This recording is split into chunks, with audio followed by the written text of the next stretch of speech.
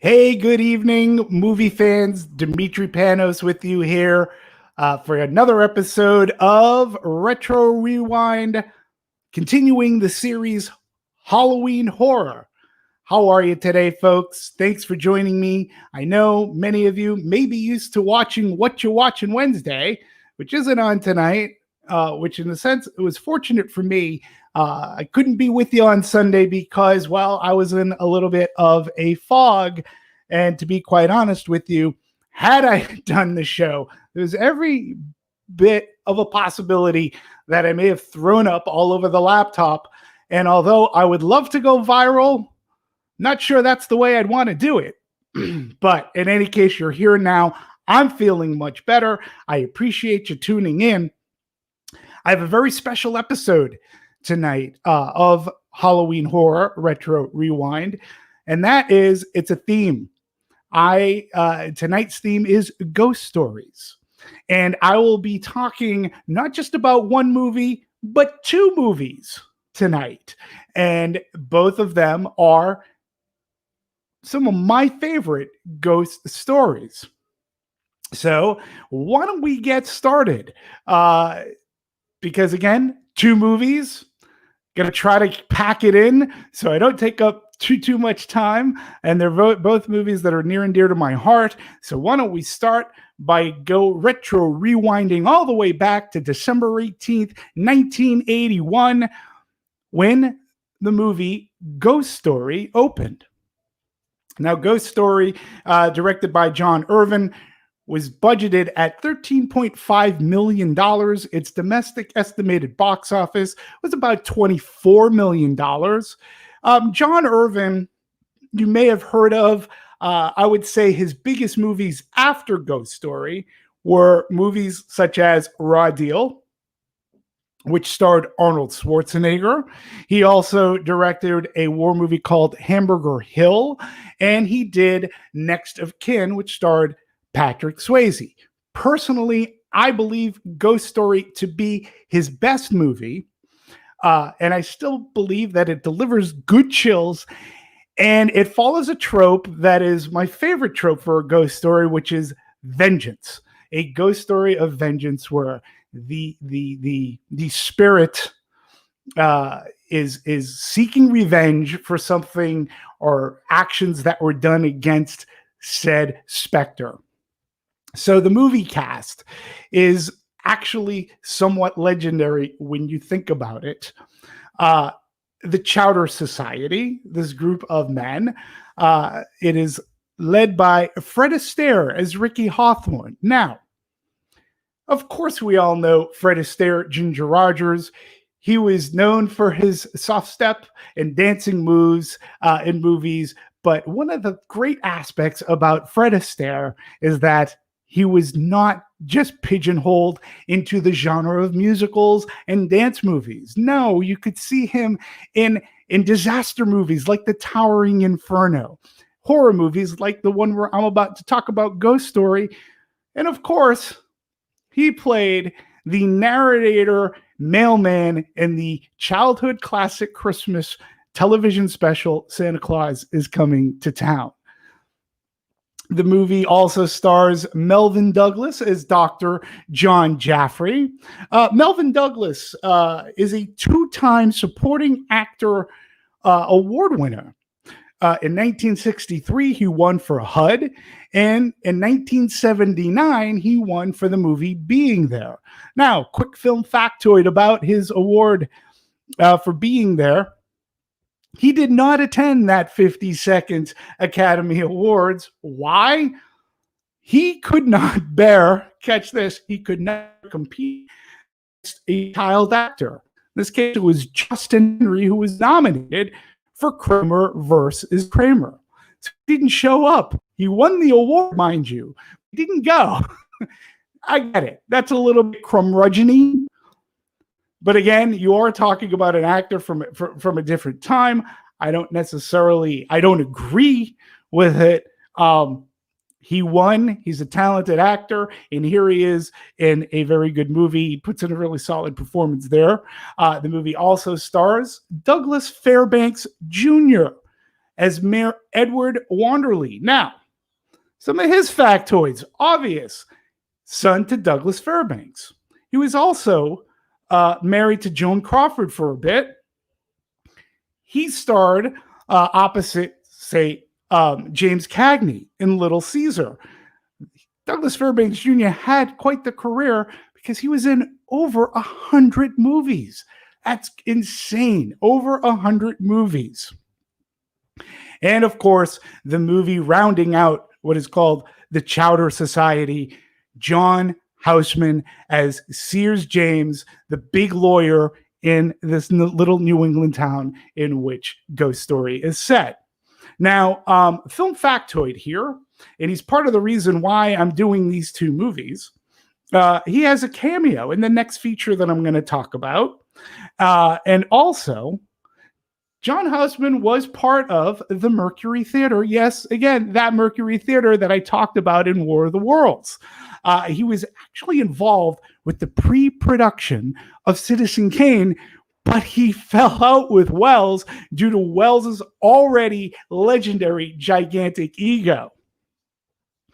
Houseman also helped establish the acting program at New York's famous Juilliard School for the Arts.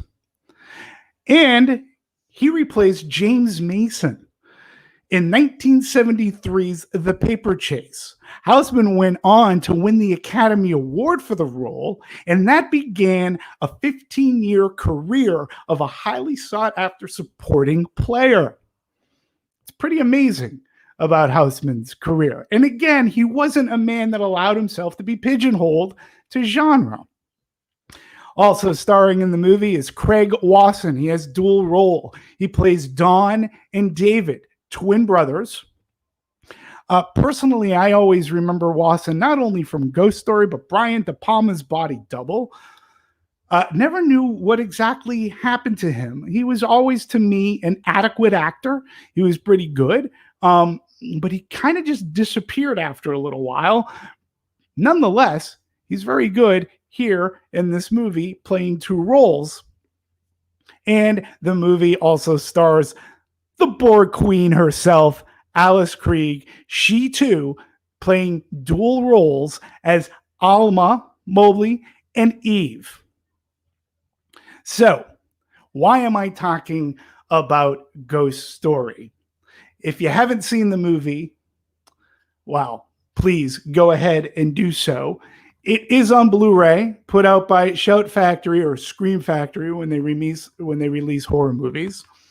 I would recommend that you go ahead, try to find it. If you don't want to get it on Blu-ray, see what streaming service you may be able to get it off of, because I'm going to talk about the plot and there may be some spoilers, and I don't want to ruin anything for you. But if you have seen it, I hope that you enjoy this quick recap, because Ghost Story is a tapestry of stories.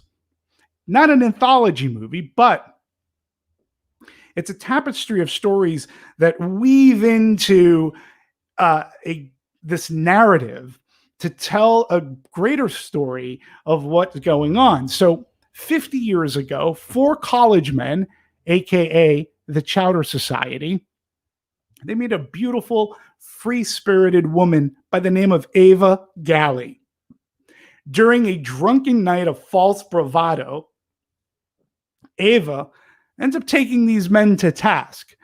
And when she's about to expose the reality of some earlier events, she is struck and believed dead. Well, 50 years later, the consequences of these men's actions, they've had 50 years to fester deep in their conscience and nightmares, and they raise a vengeance that threatens their lives and the lives of those around them. Again, as I said, Ghost Story is a narrative thread, is the telling of various other stories.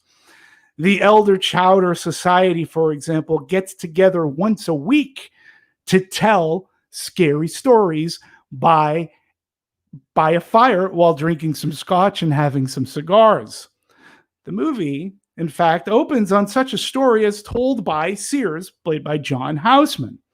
he tells the macabre tale of a man who is buried alive, which has great bearing to what happens later on in the film. Then there is Don's story. Don, being the son of the mayor, he goes on and he gets admitted into the Chowder Society. His mission is telling this story, and it is a story of a lustful affair with a woman by the name of Alba Mobley. In just a short time, their infatuation turns to love, and they become engaged. Alba, she wants to get married in Don's small New England town, and she wants everybody in that town to appear at this wedding. Don is against this whole thing. You see, Don's been trying to distance himself from said New England town, and at the same time now, he's trying to figure out why this is so important to Alba. For as hotsy-totsy as this couple gets, he knows still very little about her, where she seems to know almost everything about him. Feeling that things aren't just right about Alba, he comes across her as if she was in a trance. And Alba, sitting there stark naked by a window, turns around and exclaims, "I will take you places you have never seen. I will show you things you've never, forgive me. I will take you places you've never been. I will show you things you've never seen, and I will watch the life run out of you." Well, Don at this point is, well, feet don't fail me now. He sees this as a possibility of being a red flag. He calls off the wedding.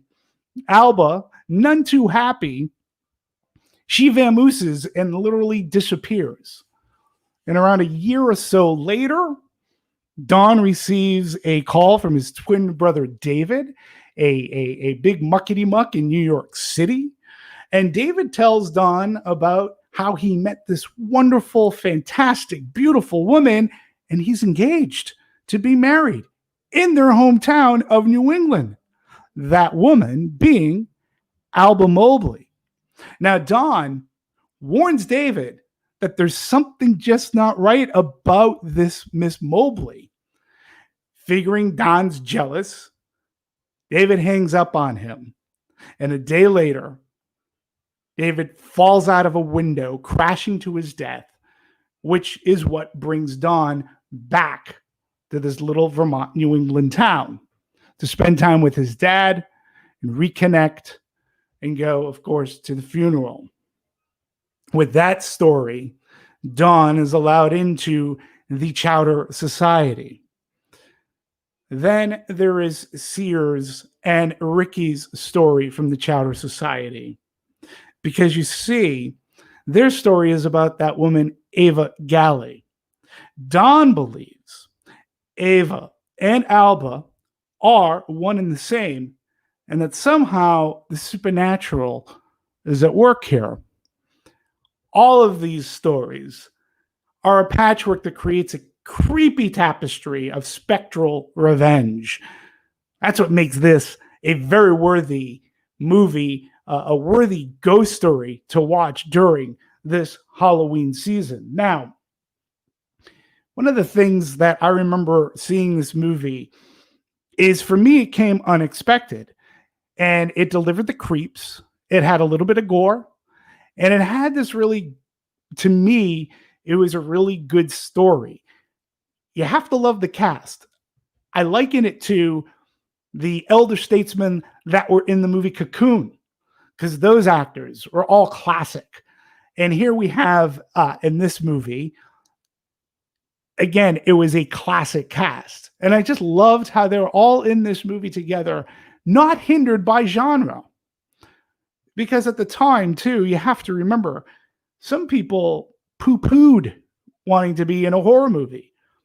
But there was something about this one that attracted them they signed on, and I just love the fact that they're in it. So you have a really good cast together. Alice Krige was the first time I had ever seen her. And how do you explain her?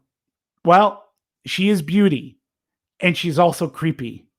She could deliver chills and give you goosebumps. In Ghost Story, that is exactly what she does. So not only for the characters who are on screen, and she is the specter that is exacting a revenge on those men and those family members around them. And she does it in such a way that when she says those lines about I will take you places you've never been, show you things you've never seen, and watch the life run out of you. It's pretty chilling. I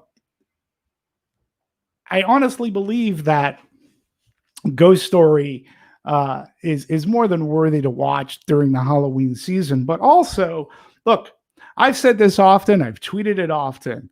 Creativity in the Hollywood studio exec system is pretty much bankrupt.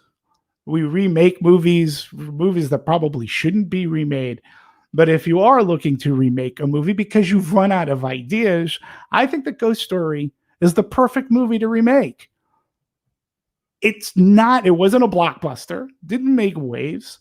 Not a ton of people know about it. In fact, more people know about it because it was Peter Straub who wrote the novel than they do that there is an actual movie. So this movie, if remade today, I mean, when you look at the likes of Dr. Sleep, even It Chapter 1, I'm not going to talk about Chapter 2, people like a Mike Flanagan or even a Blumhouse could put together a really good cast for today. But this goes right up Mike Flanagan's alley. That's his wheelhouse, these ghost stories. And how well he works with actors. I really think that the movie, it would behoove them to do Ghost Story, because I think that there is some good potential box office, and it's a good horror movie. So, on to my next movie.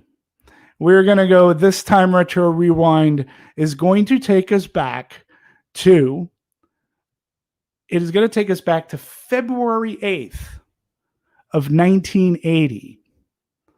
And we're going to go back, and we are starting at 11:55, almost midnight. Enough time for one more story. One more story before 12 o'clock, just to keep us warm. In 5 minutes, it will be the 21st of April. 100 years ago, on the 21st of April, out in the waters around Spivey Point, a small clipper ship drew toward land. Suddenly, out of the night, the fog rolled in. For a moment, they could see nothing, not a foot in front of them. Then they saw a light. By God, it was a fire burning on the shore, strong enough to penetrate the swirling mist. They steered a course toward the light, but it was a campfire, like this one. The ship crashed against the rocks.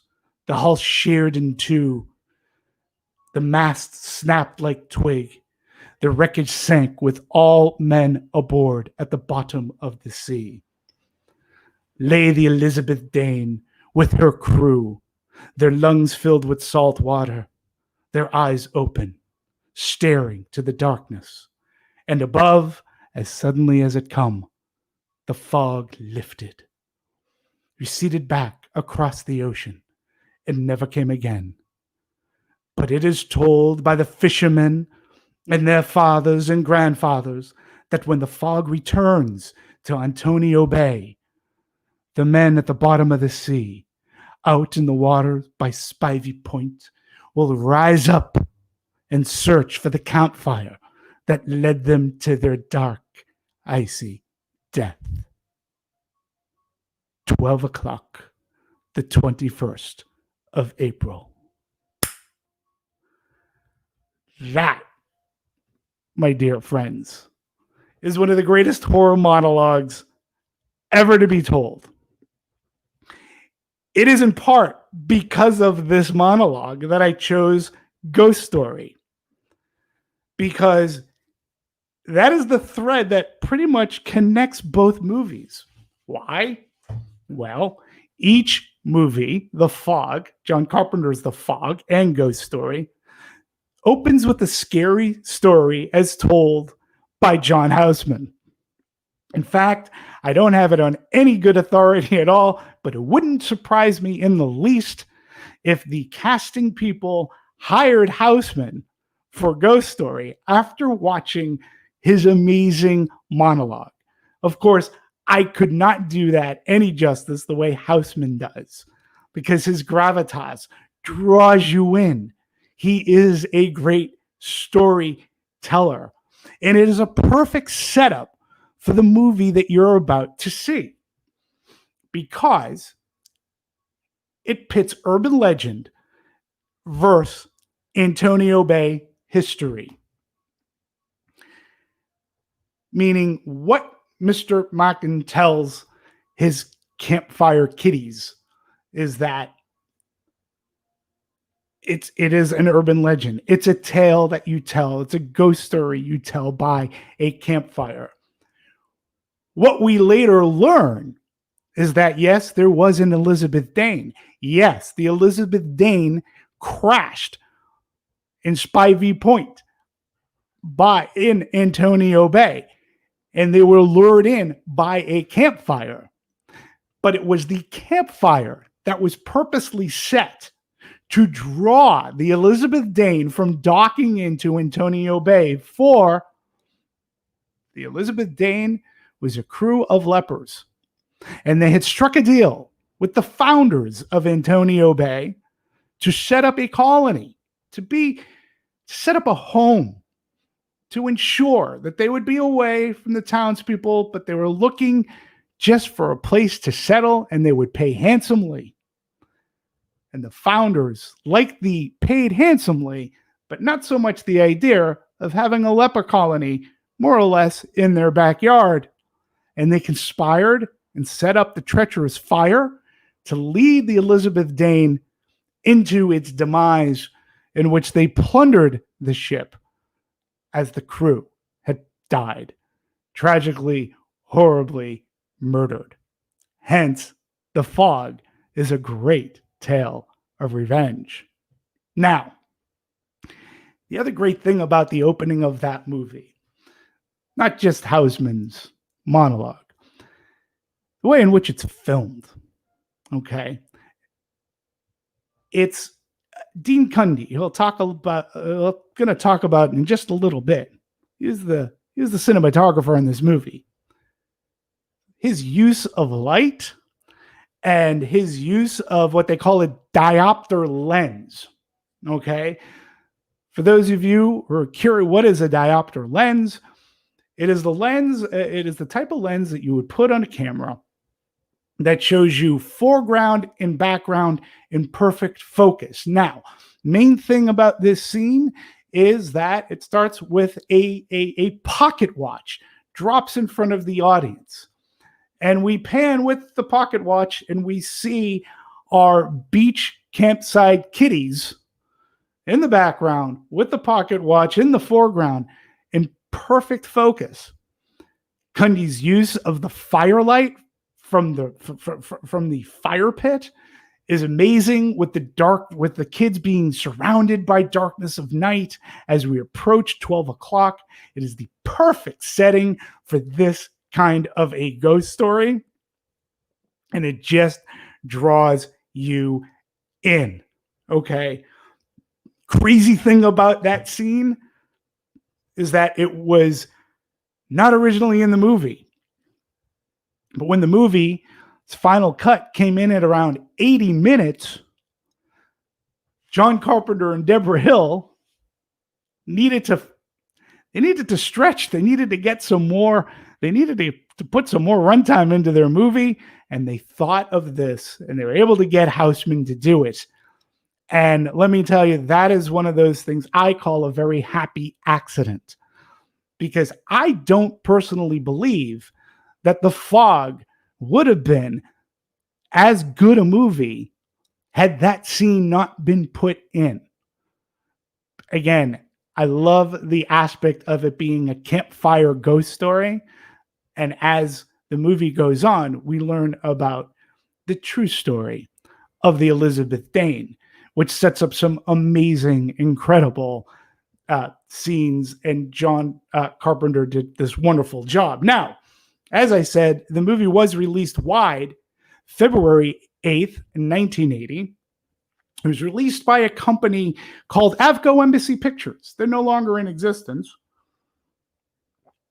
The budget for the movie was $1.1 million. However, it is said that Avco Embassy threw a lot of money, which they ended up putting into the budget. They threw a lot of money into promotion and advertising and marketing for the film. We have to put in a little context here. John Carpenter was just coming off of the phenomenal, and I do mean phenomenal, success of Halloween. At the time, and for decades after, Halloween is considered the highest grossing independent film ever made at the time, right? And Avco Embassy believed that his follow-up movie would do some gangbuster business, so they threw in a couple extra $1 million. So we have an estimated budget anywhere between $3 and $5 million. Now at the box office, it ended up estimated around $21.3 million. Now, this is not the Halloween money, but it is by no means a flop. I'll talk a little bit about the legacy of The Fog, because I do believe that the movie has become more and more popular as the years go on, and more people appreciate it. Not unlike people have appreciated a lot of John Carpenter films, whether it be Escape from New York or, great example, The Thing.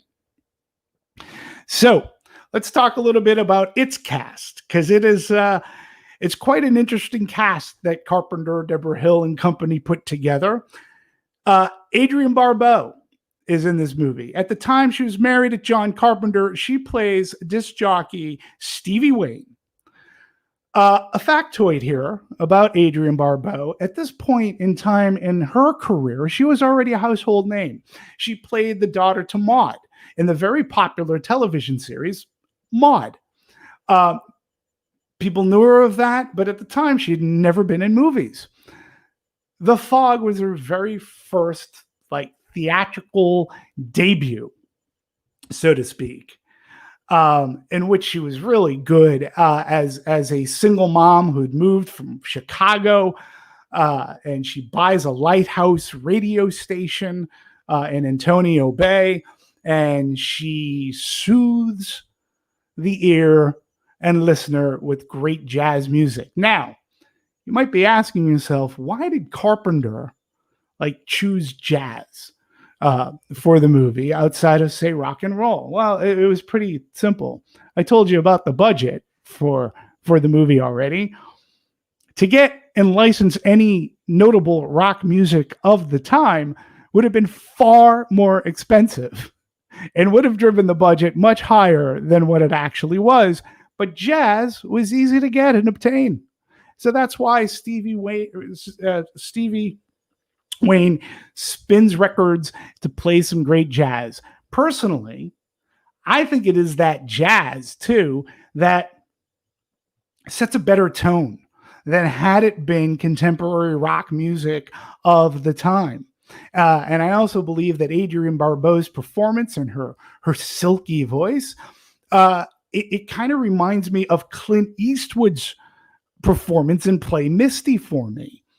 She's a woman that you'd want to listen to, want to get to know. In fact, she's talked about amongst the fishermen in town, the ill-fated men and the seagrass, And everybody else would love to know who this woman is. And I think it's because of her voice and because she plays jazz that makes the movies that makes the movie again better. I think it's another happy accident. The movie also stars, well, Jamie Lee Curtis. She plays Elizabeth Solly, the hitchhiker, who's just making her way through life and trying to amble through the States and maybe make it up to Canada. And then the movie also stars Janet Leigh as Kathy Williams. Now, we all know that Janet Leigh and Jamie Lee Curtis, they're related, mother-daughter. And it's kind of really cool that they are in this movie together and they reunite once again in another horror movie, which would be Halloween H2O. Movie also stars the legendary Tom Atkins. Yes, Tom Atkins, no stranger to the genre of horror. Come on, thrill me. Night of the Creeps. He was also in My Bloody Valentine 3D, and he also starred in Halloween 3, Season of the Witch, among other movies. He plays Nick Castle. Now, his character's name is that of real-life actor-director Nick Castle, who played Michael Myers in John Carpenter's original Halloween. While we're talking about Halloween, the movie also stars Charles Cyphers as Dan O'Bannon. Dan O'Bannon. Why does that name sound familiar? Well, Cyphers' character was named after real-life screenwriter Dan O'Bannon, who not only worked with John Carpenter on his movie Dark Star, but he wrote another horror movie that you might be familiar with called Alien. Nancy Loomis as Sandy Fidel is also in this movie, which gives us a troika, a family reunion, so to speak. We have Nancy, Charles, and Jamie Lee Curtis, all came from Halloween. Nancy playing Laurie Strode's best friend, Annie, whose father was Charles Cyphers' Sheriff Brackett. And they all come from Carpenter's previous film, Halloween. A little bit more in that reunion in just a bit, because I have to also mention that the movie starred the great Hal Holbrook as Father Malone. Malone is a really great character because he's weaved into the story. He is a descendant of one of the original 6 founders of Antonio Bay, who 100 years ago set up this deadly trap for the Elizabeth Dane and his grandfather, who was also a priest at the same parish and church that Hal Holbrook's Malone is at. And again, he's a descendant of those who conspire to deliberately sink and plunder the Elizabeth Dane. So now I'm going to kind of bring it back to Halloween, because I'm going to talk about the cinematographer I already mentioned, Dean Cundey. He is yet another Halloween alum. His work, okay, there's a reason why he collaborated with Carpenter on a couple of films. His work with lighting, both dark, gray, his space and shadow, I believe is incomparable. What he's done in Halloween, what he does in the fog, it's just like, it's fantastic. As I mentioned, the opening scene alone, watching the fog roll in, like literally roll into Antonio Bay with its eerie light and how it was all captured, watching things go to mayhem within the first 10 minutes of the movie. It really is beautiful to behold. And it sets an amazing tone for this ghost story. The fog itself, due to Cundey's filming of it, is a character. It is a character to be feared. You can have people talk about this fog going against the wind, and you can imagine it. But the way Cundey, Carpenter, and crew bring that fog to life is really, truly amazing in this hour and this hour and a half movie, or this 89-minute movie. See, it wasn't even a full 90 minutes. So, and again, The Fog is another story about vengeance and the crew of the Elizabeth Dane versus the citizens of Antonio Bay, because 6 must die. So The Fog was no sophomore slump for Carpenter. Again, while it may have not reached the box office heights of Halloween, which, let's face it, that's very hard to do in Hollywood, period, even today. But yet, Carpenter was still, it proved his horror acuity, okay, which he continued in movies like Escape from New York, and then it solidified with his version of The Thing. Watching The Fog years later, it literally, it gets better with each viewing. And it's the type of movie, too, where you might notice or hear a sound cue that maybe you didn't pick up on before. And it has some fantastic scenes. I had mentioned the Seagrass, the ill-fated crew of the Seagrass, who are our first victims of the Elizabeth Dane. There is a scene that takes place in a hospital. It's probably my favorite, one of my favorite scenes, period, as we're on a gurney and a deceased body underneath the white sheet, and we see the sheet start to move. This is also a trope that Carpenter uses again in The Thing. But the scene then goes underneath this hospital bed, and we see one leg come over and then another leg plant down, and then it stands up. Dead body stands up. It's really creepy, great scene. Again, just further showcasing John Carpenter's talent. So those basically are the two movies that I highly recommend. Put into your Halloween rotation. They're great, excellent ghost stories to watch. They're from a different time. Again, both of them are on Blu-ray, as I showed you right here. Let's get that over there. Something cool and special I'd like to share with you all here is The Fog right here. Again, from Shout Factory. They do great editions of their movies. You'll notice there are some signatures there.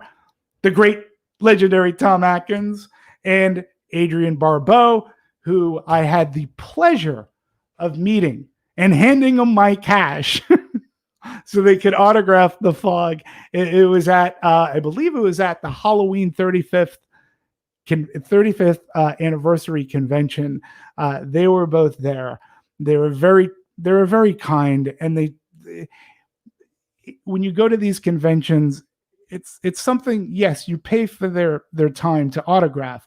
You don't pay for their time to actually talk with you, and it's one of the things I find great about horror movie conventions is that I find that the atmosphere was so great, and it was a real pleasure and honor for me to get to meet these people, where I was happy to hand over my $20 for an autograph, and I believe I got photos with them as well.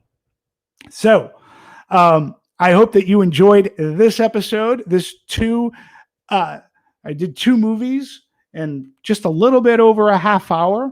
I appreciate your time. Next week will be the start of my Halloween horror Halloween series.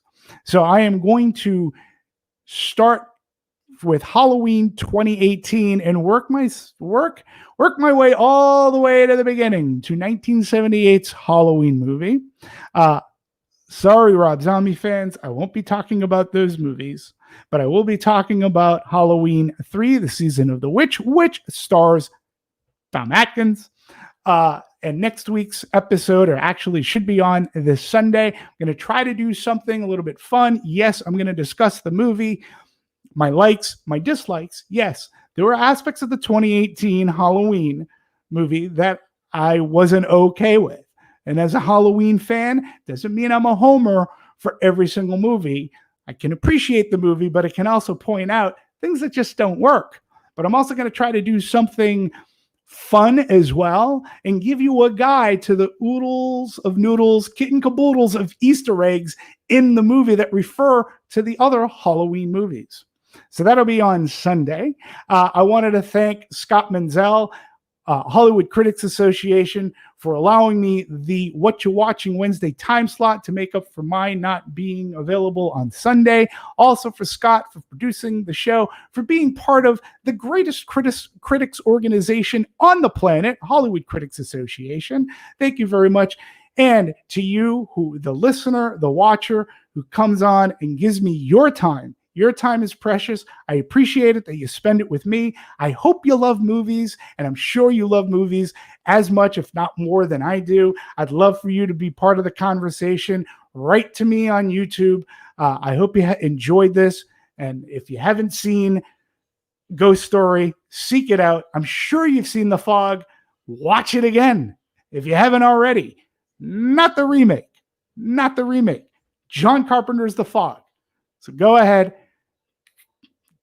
And there's a ghost of a chance I'll be back on Sunday. Thank you again for watching. I appreciate your time. Take care.